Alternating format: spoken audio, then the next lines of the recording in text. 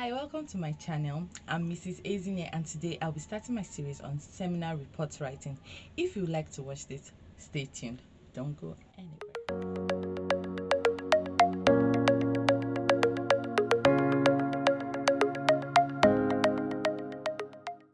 So if this is your first time of watching my channel, this channel is all about helping students, especially my students, do better academically, coming out with an excellent result. If you would like to be part of this channel, please do subscribe because I'll be giving tips and giving lecture notes as well on academics, mainly on for university Today I'll be starting my series on seminar report writing. I know that a lot of students face the challenge of writing their seminar report, especially if this is your first time. So I made this series, or I'm starting this series to put you through on how to write your seminar report and also present it to get an excellent result. You know, little things build up to that perfect GPA you want to get at the end of your stay in the university. So for startups, we'll be looking at 10 things we need to do before you start writing your seminar report, how to write your seminar report for students, writing format of your seminar report, tips on how to write a good seminar report, 7 things you have to do after writing your seminar report, how to prepare your presentation slide for your seminar presentation, 7, and the last is how to present your seminar report.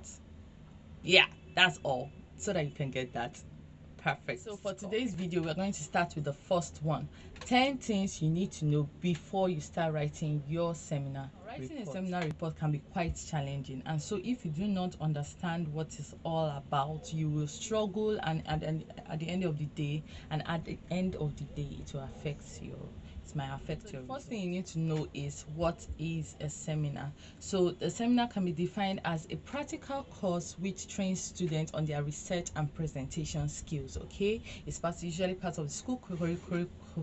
It's usually part of the school curriculum where supervisors are assigned to the students, okay, to put them through, straightforward like that, and it usually involves report writing. So the second thing you need to know is what is a seminar report. And a seminar report is basically the document on your research, on your seminar research. It's basically a document on your seminar topic. Okay, it's usually from 10 pages to 20 or so pages depending on your level in the school. So I'm basically focused on undergraduates right now, and for postgraduates it's more complicated.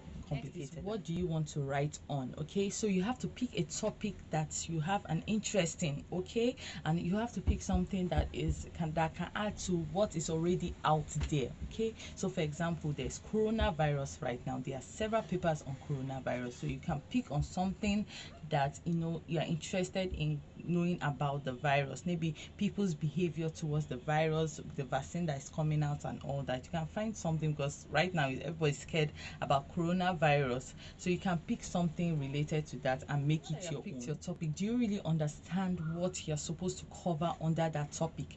Now, I'm a public health practitioner, so I'll be using example based on health stuff. So if you're going to write on a disease, for example, you can't just pick cancer and write on cancer. That is a very, very, very broad topic. Okay, you have to pick a specific cancer to talk about, whether it's breast, colon, or prostate cancer. All right, some people, some students just go online and choose any topic and say, okay, this is what they want to write on, not knowing fully well what they are supposed to write under it.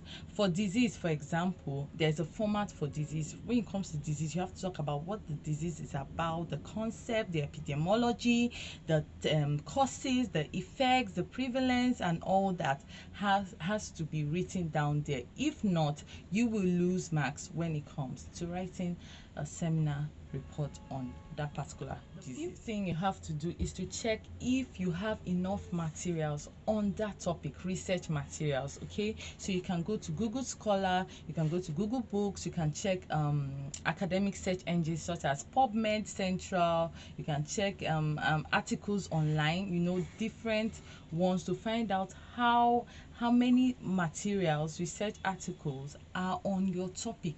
Now if you're a beginner, I suggest that you go for one that has enough materials. Okay, for postgraduate students, they can go on to check, research on something that is somehow new, that has fewer materials or don't even have any materials at all, and kind of refer. I don't know if you're getting me. I hope I'm not I hope I'm not making this thing too complicated. For example, you have to pick something that has enough materials as a beginner. Okay, for example, the most common one, let me use cancer again. Okay, cancer has a lot of materials when it comes to breast, colon, and prostate. Those are the three, and cervical cancer. They are the four reigning types of cancer that is happening right now. Okay, so there are a lot of materials on it. You might not want to go into one that has a lot, because so many questions can come up in that sites that are free for students, especially if your school is connected to those sites, or if it's not, you have to sign up and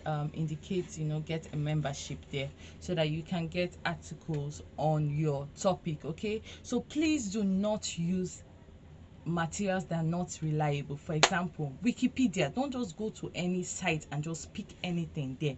Anybody can say anything on the site, so it's very important that you pick materials that are reliable, sources that are very good, evidence-based sources, and you get more marks like that, because it will prove that you have done a very good research on your. What are the guidelines for writing seminar in your school, in your department? Okay, you can't just go to another university and pick up whatever they have there and come and impute in your own. You have to find out how do they write seminar reports in your school. What are the guidelines? So find out and stick to them. Don't be an oversabi and overwrite, otherwise you lose mark. And don't be ignorant either, otherwise you also lose marks. And you don't want to lose marks, you want to gain a lot of marks to make an excellent result. Your supervisor, what does he or she expect from you? You have to get to know your supervisor. Okay, be friendly with him or her. You don't want any friction between you and your supervisor.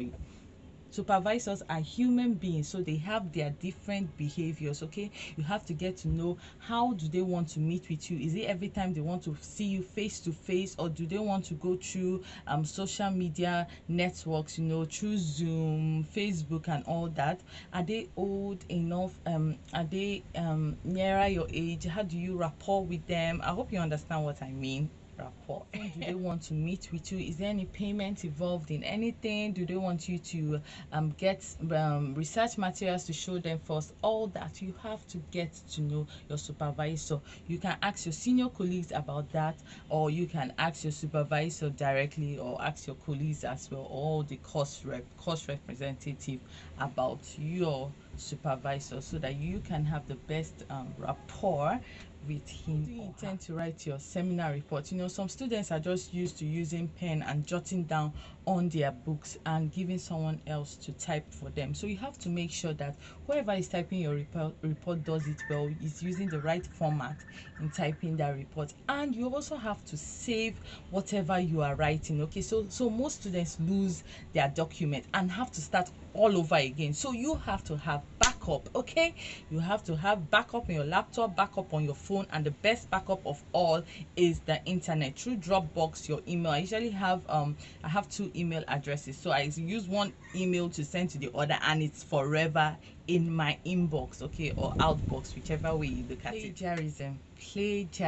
Okay, students, especially if you are new in writing reports, this is an academic offense. Okay, plagiarism is when you take someone's article or words and make it as if it's your own. It's academic dishonesty, and I classify it as academic stealing. Okay, so any article you use in your report has to be referenced properly. Okay, the source has to be cited, stating that this is not your work. Okay, it's not you that carried out the research, you got it from somewhere else. And you have to find out the plagiarism percentage that is allowed in your school. Okay, because you cannot just have 0%. Okay, some allow it not to pass above 15%. They are plagiarism checkers. Okay, so you can use the free ones online to make sure that none of your work is plagiarized, because if your work is plagiarized, they will tell you, your school, your department will tell you to write it again, or worse, they will just give you an F straight up, and you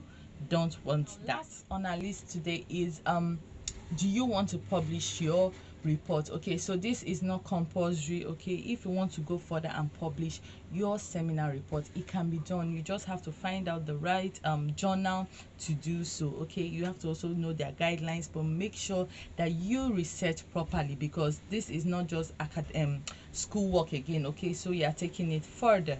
So you're taking it further. I don't know. So you're taking it further. Okay, so you have to research and write your report appropriately, properly, so that it can be published. I hope this will help you to start off in writing your seminar report. The next video is going to be on how to write a seminar report just for students. Okay, so if you want to see that, please do subscribe and stay tuned, because I will be posting the video very soon. We want an excellent result, and I'm here for you. So if you have any question, please leave the questions in the comment section below, and you can also say hi if you really enjoyed this video, and tell me how much you want to see in future. Do have a nice day, and God bless you.